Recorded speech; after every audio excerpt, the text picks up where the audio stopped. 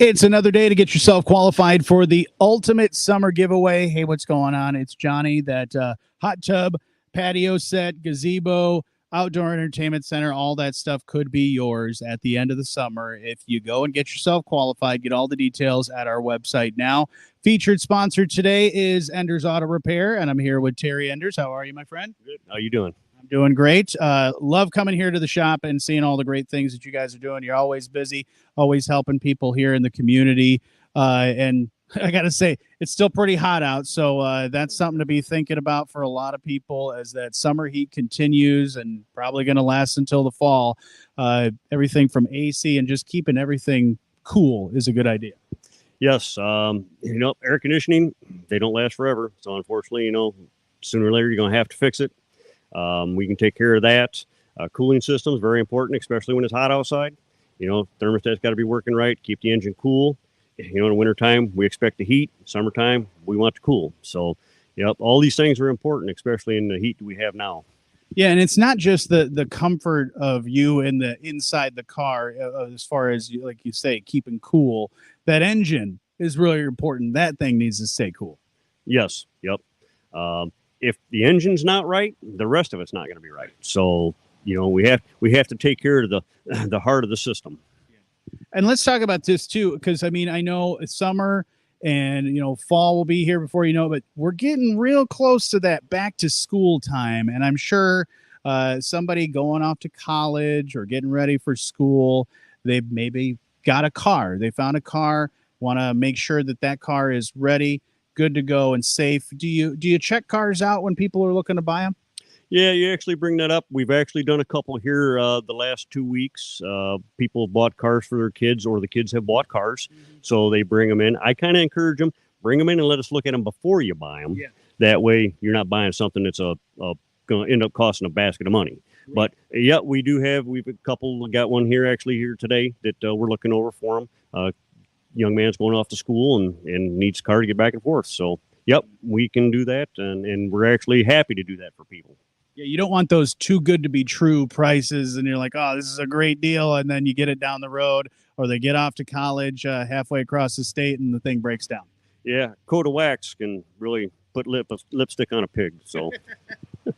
Let's also talk about your passion for auto repair. I know you've been doing this for a number of years. When did your passion begin? I would probably have to say probably when I was young, 5, 6 years old. My dad came home one day and the lawnmower was in pieces in the garage. Okay. And he just looked at me and he shook his head and he says, I got to mow the lawn tomorrow, so it better be back together. So I actually did put it back together and it did run. So I just always had the mechanical side was kind of my thing.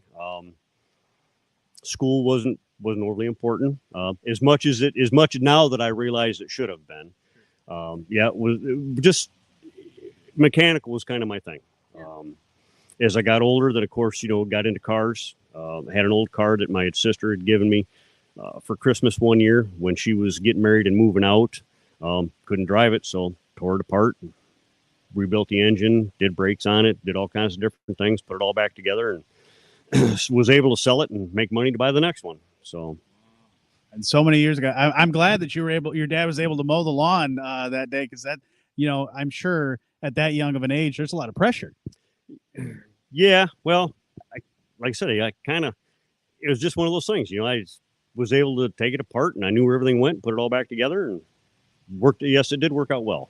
I hated to think what would happen if he would have came home and it didn't run. So.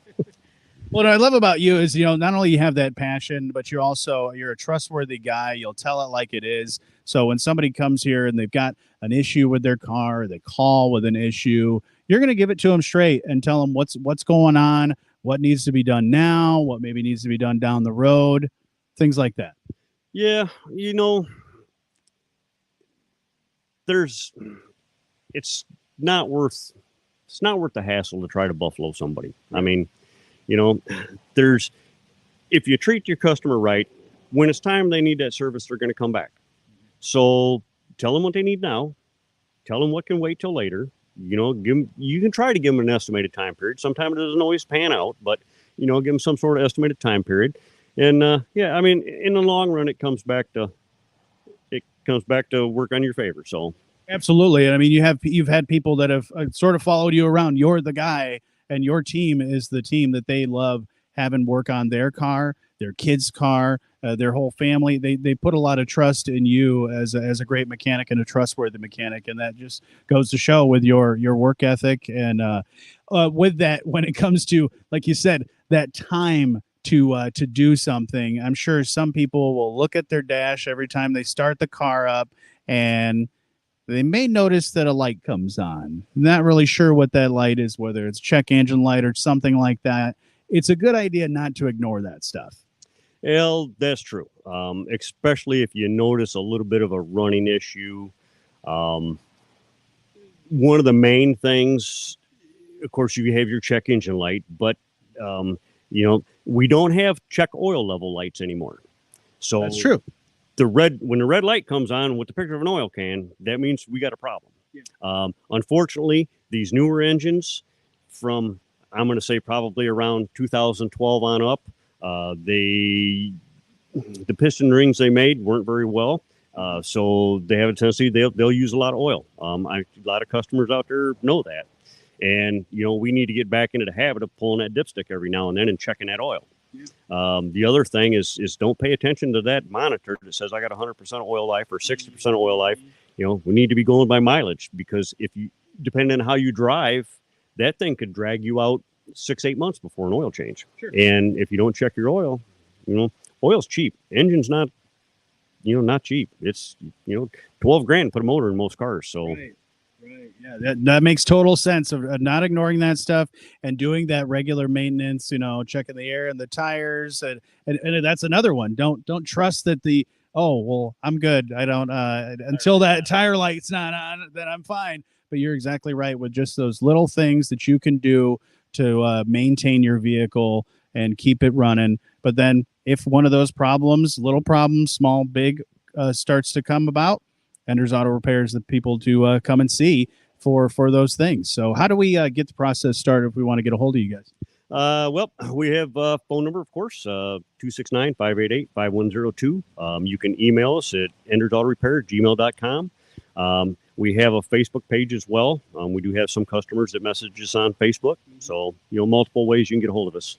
Absolutely. Stop in the shop, too. Yeah, right here on Red Arrow Highway, EndersAutoRepair.com as well. You can depend on Enders. They've got some great people here, and he's one of them. He's the owner. You're going to be a place that you can trust when the guy puts his name on it. So Enders Auto Repair, come and see Terry. Thanks a lot, man. Yep, thank you. You can go to our website too if you want to get all the details about the Ultimate Summer Giveaway. Everything is right there, and you have until 6 o'clock today to get yourself qualified with our featured sponsor.